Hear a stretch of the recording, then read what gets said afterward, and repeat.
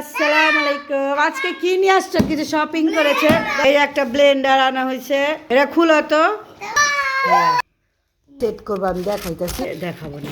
আর এই যে স্কুলের কিছু কেনাকাটা, তা তোমার একটা ব্যাগ রাখবে। এইটা সে তো অনেকটা কালার আছে, তারপর খাতা, এই যে কত ধরনের খাতা। আবারে এটা কি? এটা এই যে কভার আর কি।